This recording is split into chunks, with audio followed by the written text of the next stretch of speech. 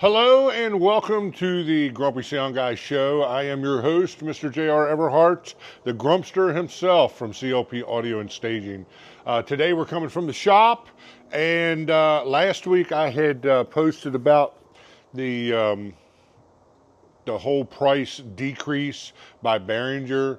That raised a whole bunch of questions that I think I was able to cover in the video, but it also brought up a really cool conversation that has kind of been going around since the M32 was released, as in the differences between the X32 and the M32. So today I'm just going to kind of talk about that a little bit. It shouldn't be a crazy long video, although I say that all the time and I go 45 minutes because I don't know when to shut my mouth. But at the same time, I think it's a valid conversation. I think there's still a lot of people who think that the M and the X are the exact same thing, just with a different badge on it and maybe a different workflow. But there's a little bit more differences there than a lot of people want to give credit to. There's also a huge amount of people who are just plain haters of this entire format, and I really don't get that. Like, I don't hate on, Allen and Heath or Soundcraft or, any of the other Mackie, any of the other companies making digital mixers. I genuinely mix on all that stuff regularly. But because of price, because of rider friendship, being friendly to national riders, things like that, and the needs and the resources that I need at my disposal for CLP Audio and Staging to be able to do what they need to do. The M32 really just foots the bill, and there's never been a situation where I felt like I needed more console. I never felt like I needed more processing power, or I needed more effects, or I needed, more, fill in the blank, man. It's just a solid format that works. So I just kind of want to get into that here today. That's going to be the topic of our conversation. It's just basically an XM general overview conversation from someone who has spent the last 10 years of his life on this stuff, So before we dive into all that, let me remind you, please subscribe to the channel. The channel's growing like crazy. Last week's video was by far the highest grossing video we've had yet. So you guys obviously like to talk about these things. I love to talk about these things, so you get no argument from me. Make sure you bleep me down in the comments about what you would like me to talk about. If there's other subjects or other gear you would like me to talk about and things like that. I pretty much worked on everything that is on the market at this stage of the game. Most of the stuff, not everything. I don't want to lie to you. But I have a lot of hands-on experience working with these middle market mixers because it's what I do. So if you like this content and you enjoy this content, it costs you absolutely nothing to just click the subscribe button and hit that notification bell so you'll know when we put up videos. I put up short form stuff almost every day, at least Monday through Friday. Sometimes I get busy on the weekends working and I don't get stuff posted. And then we do this long form show every Wednesday at 8 o'clock here on YouTube. So please, please, please hit that subscription thing. We're trying to get to that monetization level, not because it's going to make us rich, because I think you get about, $20 a month or something when you first hit that monetization. But once we hit that, it opens up a bunch of other marketing tools and parameters that we can put to use to get this information in front of the right people who really enjoy this kind of content. So, business aside. X32, M32. I started last week to talk a little bit about the history of X32 and what the climate was like when that thing came out. I don't know, some 12 years ago or something like that. I'd like to elaborate a little bit more on that. If you missed last week's video, I'm just going to review real quick what I had said. We were all basically using analog in those days. PreSonus was super big. They really had a lot of momentum with the Studio Live consoles. I had heard them several times worked on a couple of them. I just never could really subscribe to what they were doing because I really felt that it sounded kind of thin. I didn't think that the EQs and compressors and gates and things like that were super sensitive. They felt cheap, especially in the first, first or second generation of that stuff. I had someone comment last week that they're using an RM32. I do know some guys that are using RMs and they're happy with them. I have not used an RM because after literally seeing hundreds of PreSonus consoles fail, it's just not something that's on my radar anymore. I don't even consider buying any of the PreSonus stuff. It's not really in my wheelhouse of gear that I'm looking at. In fact, there's a church that I work for in Gaithersburg and Sundays that I'm a tech director for that I just moved out of a 32 channel AI that had all kinds of problems and was basically everything I just described, and got them into an M32C DL32 setup. So, when you go back, some of you guys that are watching this are younger guys, 12, 15 years ago, you were still in high school or, even middle school, some of you guys. So, and I run into this with some of my younger guys that work for me that fall into that group. And I'm not saying anything negative toward you guys, okay? I mean, I love you guys. You guys are the future of our industry. Believe me, I regularly pour into young guys and try to pay it forward and try to make sure that those guys know how much I appreciate them and try to groom them and give them assets and tools that they're really not going to get anyplace else, including school. And they would be the first to tell you that as well. So look, I'm not hating on the younger generation, but what I do run into is you guys you don't really know what you don't know in the sense of you didn't come through the analog years. Your world started after digital was already established for the most part. So you really don't understand how good it can be. You know what I mean? And what a really nice, fat, warm analog mix sounds like night after night after night after night. So, there's some value in that conversation. There's some value in the fact, like I had one of my guys talking about having worked on a Chinese clone line array, and how he was like, it's not the greatest thing in the world, but it was decent. It was cool. You can make it work, and while he's correct in his assessment, he hasn't had really any time on big boy systems, pro touring systems, or from that analog mindset where he understands just exactly how good it can be, and then you will realize just how far down the ladder some of this Chinese clone copy stuff is, you know what I mean? Because so much of that stuff is just mid-rangey, and that system particularly was starting to have driver failure, and the system isn't even a year old, and that's something else that younger generation doesn't quite get, because they kind of came to the table during the plastic box, phase of middle market where pretty much everything's plastic boxes. If you look around my shop here, right behind me is my B-Rig.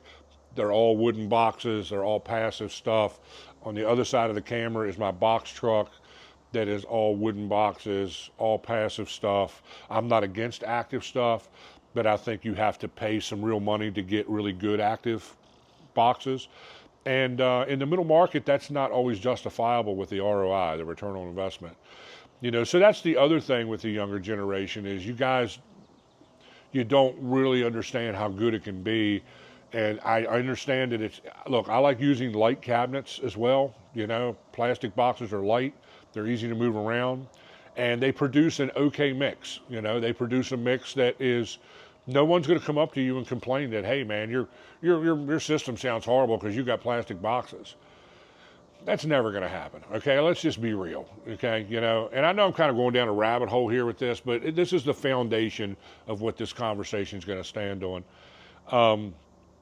So look, I get that. I'm not mad at you. Even a lot of older cats that just got bad backs and knees like me, who have chosen to go with QSC K12s and KS181s. That's not a bad sounding little rig. You know, it's not. It's a great little club rig or even a small outdoor patio kind of, you know, rig or something like that. I'm not hating on you, but I'm also smart enough to know, and here's where a lot of these plastic box guys miss it, is the 3% that know the difference. And those are the guys that usually hold the keys to the kingdom. If people are looking for the cheapest guy in town, they're going to call the plastic box guy, you know. If they're looking for the best sounding guy in town, they're probably going to call somebody like me who's got wooden boxes and knows how to tune a system correctly and has a reputation of consistency. Don't get mad at me about that. That's just kind of the way it goes, you know. There's a whole lot of ankle biters out there that work for, you know, I've heard some guys work for as low as $150 or $200 a night bringing a rig to the club. I know that's insanity, but I've heard it. All the way up to those same guys, you know, in that $300 or $400 range. You know, in that $300 or $400 range, there's a lot of competition there. There's a lot of Craigslist guys there. There's a lot of DJs who think that they're sound engineers there. And the people who are hiring people in that price range pretty much know that that's the case. And they know that's kind of what they're getting. A lot of bands don't care.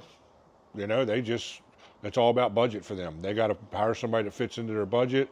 If it sounds like dog turds out front, or if the whole mix is dog water, hey man, it is whatever it is, you know. They're usually in ears with their own mixer on stage, and they're in heaven, and they really don't even care about the audience at that point. As long as they're just mostly getting the point of what the band is trying to convey, then they're happy. And I know a bunch of bands in that scenario. So, you know, the younger guys don't realize just how good it can be because they weren't around in the heyday of pro audio when this stuff was in development. And when the X32 first came out, there was a lot of question marks on that. First of all, like I said last week, Behringer had a horrible reputation at that point. You know, they had epic failures across the board in just about everything they were selling in those days. Because Uni Behringer was trying to run his company over a fax machine, quote unquote, his statement, not mine. You know, I read that in an interview where he said he learned the hard way. He couldn't run his company over a fax machine and had third-party Chinese manufacturers making his stuff, and they were just throwing stuff together and getting it out the door.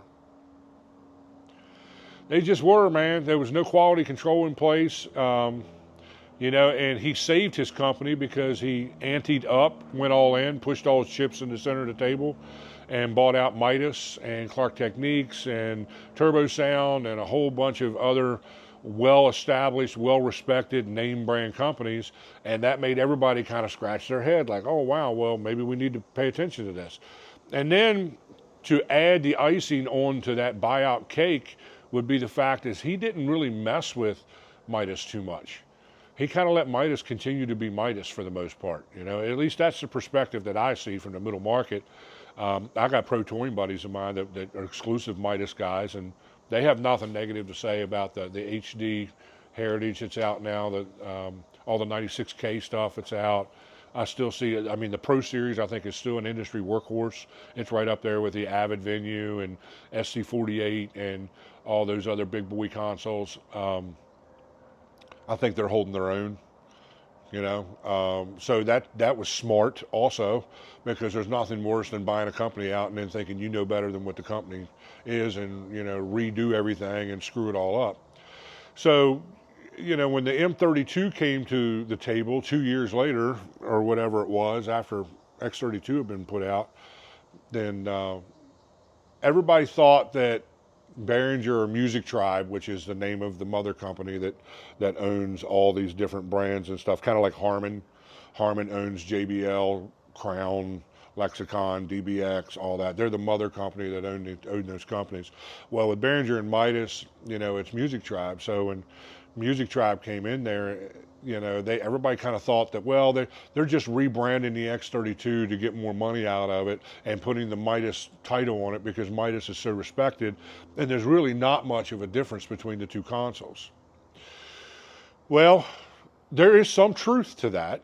You know, I'm not going to sit here and lie to you because that's not what I do. That's not what this channel's about. This channel's about being just gut level honest with you and trying to teach you how to get the most bang for your buck, because money's tight, budgets are tight, You know, the event budgets are tight, so our budget's got to be tight. And this channel really is just focused on trying to give you the information that you need to get the most bang for your buck out of the gear you buy, and how to use that gear in an efficient manner. So the software was the same, the firmware was the same in both consoles. We all know that. You know, it was really cool that you could transfer all the X scenes over to the M scenes, but I think that communicated to people even more that this was the same console, just with a different name on it. When in reality, what Behringer did, or maybe it was the Midas guys that stepped up and said, hey, look, you know, we can do the X32, but we would like to do it better, you know? So what they did was they built the console with better components. All the connections are Nutrix. You know, Nutrix is one of the best, you know, connector manufacturers in the world. When you buy snakes and XLR cables, make sure they have Nutrix ends on them, because that means you're getting a quality cable. So the M has all the Nutrix stuff in it. They actually have Midas preamps, to where the X has Midas designed preamps. I don't know that there's a difference between the two. They look different. I've seen the inside of both consoles, and the M preamps do not look exactly the same as the X preamps.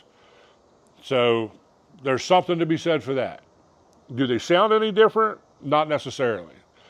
You know, the M has, Dave Ratt did a whole side-by-side sonic comparison. You can go to that video to get that information. But basically what he found out was the M had a lower noise floor, which meant it was a quieter console. And that's probably due to the upgrade in components. That's probably due because it's got better components in it. I know the motorized faders in the M are much better quality than what is in the X, and the X has had a lot of problems with hardware failures. I think even now, the current generation, if you buy an X32 Live, the console, the full-size console, then, you know, if you're lucky, you get somewhere between 700 and 1,000 shows out of it before the encoders start going wonky, the faders quit working correctly, you know, just hardware stuff, you know. That's why the X32 rack is so popular, because it doesn't really have much hardware on it, and you're basically running it with an iPad. And then, yeah, you know, so I mean, you get a lot more life out of that than you do the console where you're strapped down to whatever the hardware is. I have right here behind me, in that case right there, is an M32 Live, and I have 3 M32C DL32 stage box setups, Wi-Fi setups. I have one for this rig. Actually, it's in the rack behind that speaker right there. I have one in the truck behind the camera that's in the A-rig, and I have one in my fly rig that's in the pickup for when I do walk-in or just control package gigs. That's probably going to come out. And then the new X32 rack that I just bought last week with this price drop from Sweetwater, I'm probably going to buy an S32 and throw in a rack with that, and let that be the fly rig, the walk-in rig, because that rig only sees, you know, 20 or 30 shows a year, you know, so that's enough for what that is. Plus I can load all my scenes into the X32 rack, and it's good to go. And then I'll probably put that M32C in the C rig, which is on the other side of this Intimidator box here. We have a C rig as well. So all the rigs are kind of mirrored and set up the same way, and labeled the same way, and the amp racks are set up the same way. So my guys, there's uniformity across all 3 of my mobile systems. And then we also have a smaller single 18 rig back behind that Intimidator box that we use for talking heads, acoustic acts, you know, things like that. And I actually have a Soundcraft UI-24R that I use on that rig a lot of times. But now that I have this X32 rack, I'll probably end up using that. So I may be selling the Soundcraft UI-24. And that, you know, that goes to stand up for what I was saying earlier about, you know, I've got a bunch of time on the Soundcraft SI stuff, the Mackie DL stuff. I've installed a bunch of that stuff in churches and things like that. So, you know, I've been around the block enough to know where you're getting the most bang for your buck, you know. I don't have a bunch of experience on the Soundcraft Q series stuff. I have looked over the shoulder of a buddy of mine and a couple different shows that was using the SQ stuff. I'm a fan of the SQ stuff. I think it's really cool, next level stuff, but I just can't justify the extra money when the M is getting it done for me. So that's kind of my view of all those different consoles. And the reason why I'm with M32 predominantly is because every national rider will accept it. Most guys have a zip drive in their pocket or a thumb drive with a show file that they can load into an M32 for their band, and they're happy as a pig in mud, you know? So, I mean, that has value to me, you know, as a middle market production company that's trying not to like spin myself into a hole. You know, the guys that I see using high-end consoles in the middle market, it's real easy. They're guys who have a big-time day job. You know, they work for the government. They're in IT or something like that. And this is a hobby for them. You know, they're the guys that are showing up with, you know, $6,000, $7,000, you know, SQs with waves racks and all that. Look, I'm not saying that stuff ain't super cool and isn't better than the M32. That's not even an argument. That would be ridiculous. But no one's coming to me at my shows and saying, hey, man, you know what? If you were 96K, this show would have been so much better. Or, hey, if I could tell your effects weren't wave effects, you know, if you had wave plugins, man, this show would have just really melted my face, you know. And it's like, no one says that, dude, because no one cares, okay? You know, I'm at 48K, I'm old school, man, and we are kicking it and we're making money, and all these consoles are paid for, you know what I'm saying? Like, the ROI is legit, it's really good, this stuff just works. You know, what the hell more do you want out of a mixer? You know, the other group of guys that are bringing, like I have one buddy of mine that you know, brings Digico stuff out, you know, and it's like, that's great, dude, that you have the resources because he makes all his money doing other things in his life. That's great that you have the money to be able to show up with, you know, a $30,000 console or whatever to mix at the local Moose Lodge or the sports club down the street. You know, or whatever barrel house is, you know, going on, or brewery or winery or fill in the blank. Look, I'm not mad at you. It's cool. I mean, I ain't gonna lie. There's a little bit of me. It's like, man, I wish I kind of had that extra income to be able to show up with that kind of gear. But my clients don't need that kind of gear. My clients aren't asking for that kind of gear. You know what I'm saying? And the B Nationals that I do are 1,000% happy with an M32 at front of house and monitors. They love the fact that the monitors is Wi-Fi, because then I usually let them all connect their phones to it and they run their own monitor mixes. Now, obviously, I got a guy there running, you know, A2 during the performance, but during sound check, dude, sound check goes crazy fast when you just give them control over the monitor mixer. Most of them guys know what the hell they're doing. If they don't, they'll ask you to do it. It works, dude. It works. Where's your complaint? Like, how can you bitch about that? That don't make any sense to me. But like everything else in life, there's always somebody who's not happy, and it's, you know, their thing is better than your thing, and blah, blah. Like, I just don't even go down those rabbit holes, man. You know?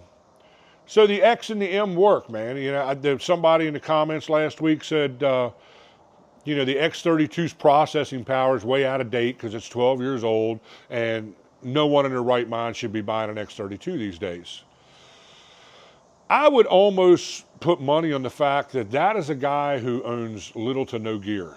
He's probably someone who works for someone else, or he works for his local church where the church is footing the bill. You know, it's amazing the opinions these guys have when they're just a hired freelance walk-in engineer, compared to guys like me who's sitting on $1 million worth of inventory. Two completely different viewpoints, ladies and gentlemen. It's a whole different game when it's your money that's going out the door. You know, and for my money, I still know a whole boatload of churches and small to medium-sized nightclubs that are all still on X32 and will continue to buy X32. They'll buy an X32, especially some of these waterfront places where you're close to the water, and, you know, the ocean air and stuff really wreaks havoc on all the gear. Sand wreaks havoc on all the gear. Dude, an X32 is a great option for that, because you buy the thing, get 5 or 7 years out of it for, what is it now, $2,000 or something? Or $1,600. I don't even know what they just lowered the price $1,000. I can't remember the last time I bought a X32 Live. I used to own one, when they first came out or whatever. But yeah, man. So they buy the thing for 5 to 7 years, throw the thing away and buy another one. Why buy a SQ for that club when the weather and the elements are just going to destroy it anyways? It's stupid. And then the X, the beautiful thing is you save all your scenes on the old console into a thumb drive, unpack the new console, load it back up. Now you're back in business seamlessly. Like that whole install process probably took less than 30 minutes. Don't discount the M32 just yet, ladies and gentlemen. I mean, it's going to be around, okay? Now, I know Music Tribe is getting ready to release a whole bunch of new stuff. There's all kinds of rumors about a version 3 of the X32, which I have seen no information about, just a bunch of hearsay. I do know for a fact that they're coming out with a wing rack. What the limited pictures I have seen of that kind of makes me scratch my head a little bit, because it still only has 24 XLR ends on the back, and they're combo plugs, which sounds great. Hey, I'm getting combo plugs on this thing. I can plug an XLR or a 1/4 inch into it. The problem is if they're not Nutrix combo plugs, most of those Chinese combo plugs are problematic, dude. And I mean, one issue that they had with X32 and S32 stage boxes where XLR is getting stuck in the connector. I got a buddy of mine that had that problem. He's still got, connectors hanging out of certain channels in a stage box because they just got stuck in the box and wouldn't come out. That's why you buy the M32, because you have better quality connectors and you don't run into those kind of problems. But if you're on a budget, there's no more cost efficient, most bang for your buck console than an M32 to get you up off the ground and get your company moving down the road, and be something that, even if you ended up bumping into a national show, if you told them you had an X32 that was fully operational, they would probably be okay with that because their M32 files are compatible. Something to be said for that. That all has value. But the M is definitely different than the X in all the right ways. I love how the M Live has the tilted up dynamic section. Like, that should have been on the X. I can't tell you how many times I'm leaning over. I did probably, let me just give you some perspective. I probably did, 2,000 shows on an X32. And it's like, I'm 51 years old. My lower back is shot from moving gear all these years and driving trucks and the whole deal. You know what I mean? And having to, stand up off my seat and lean over to adjust stuff in the dynamic section, man, got old quick. So when the M came out and it had that elevated dynamic section, it was like, this is the way it should be. Why was this so hard for people to understand?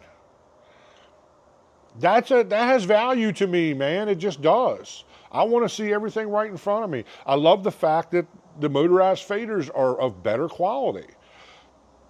I had an X32 here over the winter this past year that I'd bought off some friends of mine that I was going to tear apart and refurbish myself. It needed faders, it needed encoders. It was a first gen, so it had plastic buttons instead of rubber buttons.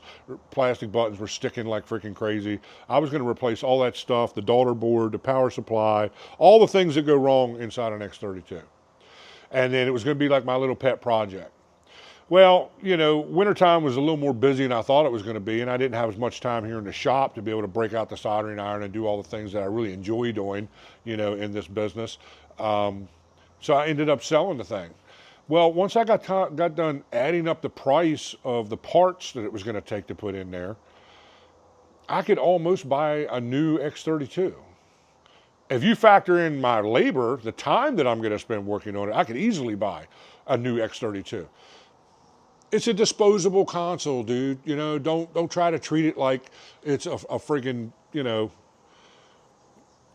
high-end Avid console or, you know, a Heritage D or, you know, any of the big boy desks. It's not. It's a middle market desk. It's mostly plastic. You know, all the connections are direct circuit board, you know, soldered. I mean, when you open an X32, there's a lot of open real estate inside that thing. I mean, you know what it really reminded me of? And you guys are gonna like lose it when I tell you this. Yeah, I was one of the few guys in my area that would open up old analog consoles and work on them. So I've seen the inside of a lot of mixers, a lot of mixers. And I remember Peavey had a series of mixers called Unity that was super popular in the 80s, all the way up into the mid 90s, especially during the 80s. And the circuit, everything was, it had one big circuit board in it, and everything was directly soldered to the circuit board, which meant the pots went right into the circuit board and then had some solder on the bottom of it. What they do with those circuit boards, they put all the components in them, and then they, on an assembly line, they run it across a bath of solder that is liquefied, and it sucks up on the connectors. So what we would get would be cold breaks in the solder points, especially on the XLRs. Those consoles had all the XLRs facing up on the front of the console, which I thought was great, because then you didn't have to jump around the back of the console to plug stuff in and out. The only problem is if you're not really super careful with how you're managing the hang of the cables, it puts strain on those XLRs. And after them being warm and used or being out in the sun for an outdoor gig or something, you'd get a crack in the solder joint. So the first time I opened up a Peavey Unity board, it was just all direct circuit board stuff. And I would have to go in and heat up all the connections, add a touch of solder to each one of those connections, and that would fix the problem, and it would reinforce it and give it a little more durability. The first time I opened up an X32, it reminded me of a Peavey Unity board. Because I'm like, everything is direct soldered to the console. It's definitely looks like a budget board, I'll put it that way. But you know what? It works, and so did the Unity. Dude, those Unities, they sold thousands upon thousands upon thousands of those things, and everybody loved them. The same way everybody loves and how the X32 has revolutionized the whole digital mixer market. Same exact thing. I'm not hating on it. I'm just giving you my observation of what my impression was when I opened the X32. When I opened the M32, I felt like there was some legit beef to this. You know, there's more going on inside this console. Dave Ratt does a side-by-side on his channel where he opens up both consoles, and you can see inside both consoles, and you can judge for yourself. Hit me up in the comment section. Let me know what your impression was of the X internals compared to the M internals, because there's a difference. There's a difference. The preamps look different. Like I said, all the components are better. It just looks better built. Even the ribbon connectors and stuff feel like they're more durable, and, you know, stuff. I mean, it just feels like a better desk, you know. Again, it's not a Heritage D, you know, but gets the job done. I have a M32C DL32 setup in the A-Rig that probably has somewhere around 12 or 1500 shows on it or something. And it's in my A-Rig. In fact, I was just thinking the other day that I may switch it out with the newest M32 DL that I have that's in the Fly Rig, just to kind of rotate things around and start putting some time on the new one, and then set that thing, you know, in the C rig or something like that. There's nothing wrong with it, but, you know, I have 3 of these, and I want to try to span out the amount of shows that I put on each one and kind of balance that out to get the most bang for my buck, dude. That's what we're here for. I'm trying to get maximum amount of return for the money that I have to spend on gear. M32, X32 are still viable heavyweights in the digital mixer market, especially the M. Most of the guys that I know are using M's. The only people I really see using X are people, I mean, outside of the X32 rack, because I see the X32 rack all the time. It is the quintessential in-ear mixer nowadays. Most of the guys that are mixing their own ears on stage with a split snake are using a X32 rack. So that aside, I'm talking about the full-size console. The only guys that I know really using the M32 full-size consoles are churches, small to mid-sized clubs, dock bars, waterfront, clubs, places like that, or guys that are just on super tight budgets and are maybe new into the production company, game.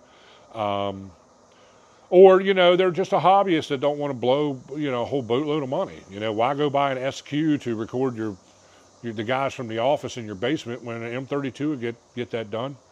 I have done a whole bunch of USB out 32 into like Reaper live recordings over the years, and they sound fine. It doesn't sound like it was mixed in Nashville, but guess what? Your band don't sound like it's from Nashville either. So it's okay. Calm your tits, all right? Pump your brakes, calm down. Don't get all worked up. I'm not attacking your SQ console or your Q or your whatever, your SI Soundcraft or your UI or your X Air or any of your Mackie stuff that's out there. I see a bunch of ankle biter guys using that Mackie DL32. It's a killer deal. That's a more cost effective thing than some of the Behringer stuff. But I think the Behringer stuff is better. I did not and was not a fan of the Mackie DL stuff. I think it works good in churches, especially churches that aren't doing heavy duty programming, churches that are doing light duty programming. Maybe they got a contemporary service and, electric drums, bass, piano, guitar, or churches that are just mainly acoustic, that sort of thing. That DL stuff works. I'm not hating on it. I don't like the workflow. That is my whole complaint with the Mackie DL. Is I just don't like the workflow. I had a 32R way back when they were super popular. I loved all the recording options that came with it. It came with a lot of buzzers and whistles. It was a lot of bang for your buck, really. And it's a 32 channel rack mixer, and that's the thing I keep telling, Behringer and Midas is like, give us a 32 channel rack mixer without having to buy two separate pieces. Put it all in one thing, no networking. We'll handle the networking on our own. We're big boys and girls. We know how to hook a router up to a mixer now. We've all got it figured out, and give us the brains of a, I'll tell you what, if you really want to, and look, I've never said this to anybody, so you're getting it exclusively from the horse's mouth. Uni Behringer, Mr. Behringer, in all due respect, love everything you do, I support your products, I buy them all the time. If you were to make a Heritage D rack unit that's 96K, 32 by 16, but expandable, like if you wanted to hook up a 251, Pro Series, stage box, you could. Or if you want to use a DL32, M32 type stage box, you could. That thing would sell like grandma's biscuits, dude. I'm telling you right now. You would not be able to keep them on the shelf. Build it at a reasonable price. If you came in the same ballpark as the SQ stuff, you might just knock them off their pedestal. And I mean, the Heritage D is a pretty cost-effective console in the face of all the other Pro Touring stuff as it is. If you scaled that thing down into a 32 by 16 rack mixer that you could Wi-Fi with and have real Pro Series Midas preamps in it, and it's 96K, and it's compatible with, like, all the things that the Heritage is. It's compatible with all the plugins and the waves racks and all that kind of stuff. I'm telling you, it would sell quicker than Grandma's biscuits. Grandma's biscuits, dude. Grandma's biscuits. Then you'd really be cooking with peanut oil. I mean, come on, guys. Think about how cool that would be. But, that's probably delusions of grandeur, and I doubt that it would happen. But if it does, please grace me with being able to be part of your beta testing, and I'll put that mug right to work, and we'll see what she's made of, and I'll give you all the reviews you want to get right here on the Grumpy Sound Guy channel. Guys, that pretty much concludes our conversation. We could talk in circles about this for literally days, because there's so much to say about the X and the M and how it's revolutionized the industry, and how Uni Behringer is a genius. You know how the guy has just really got it going on that way.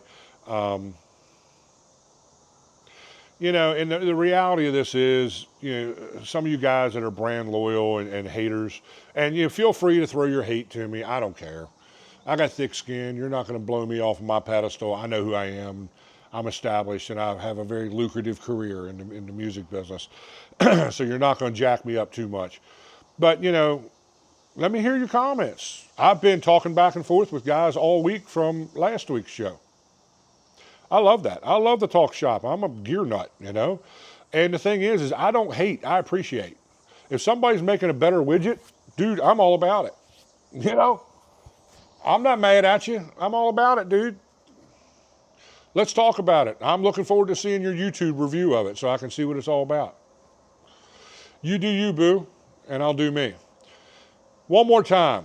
Subscribe, like, share. That's one thing I'd like to see more of out of you guys. Share these videos with guys that you know can benefit from these kind of conversations. Guys that you know would be interested in this. You know, yeah, it's kind of the whole point of the channel is to spread the good news of good mixes and proper signal flow and correct gain structure. I'll see you guys next week. Bye-bye.